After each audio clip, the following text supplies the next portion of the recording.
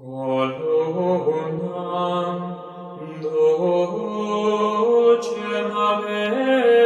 am Maria Garcia de Fleury. On the day that the Church celebrates the dead and invites us to pray for them, we can ask ourselves several questions. For example, why do good people die? Why don't bad people die? In recent years, there has been more people dying than normal, people who shouldn't have died. When a famous person dies, the mourning of that death happens on a very different emotional plane than when a close person, a family member, someone dear to you dies. With the famous, he enters into the collective sentimentality, which is changeable and quite unreliable.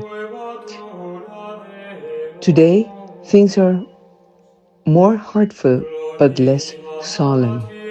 And now that there are so many unbelieving people, atheists, the religious void is filled on social networks with emotional emoticons and on the sidewalks with candles and teddy bears. There are even people who continue to write little messages on the Facebook pages of deceased people. Dying, friends, is an inevitable fact, although we try to delay it by all means. This process, whether we are protagonists or companions, bring with it suffering. We all experience many losses throughout life, but the death of a loved one is unparalleled in its emptiness and profound sadness. The world has stopped. You can cite the exact time your loved one passed away.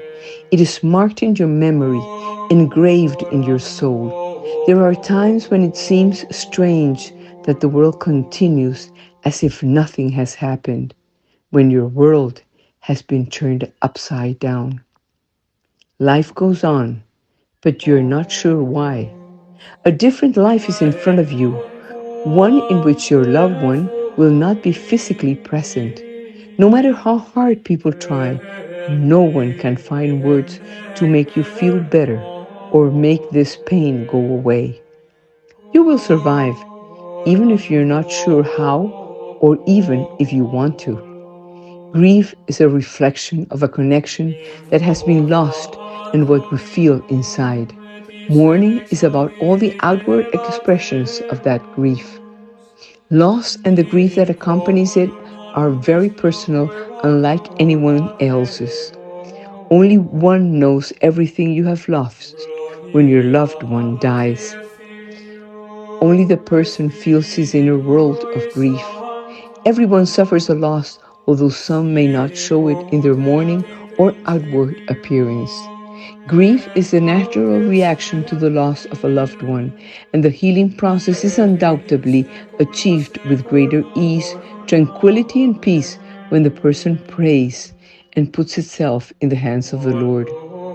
Let's take the Day of the Dead to pray for those who have died before us, and especially for all those people forgotten by all who have died and no one have to pray for them.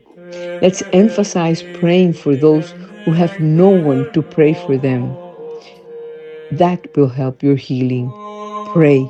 Pray with a certain hope of seeing your loved one again in heaven, where God is, and that is a safe place, because with God we always win.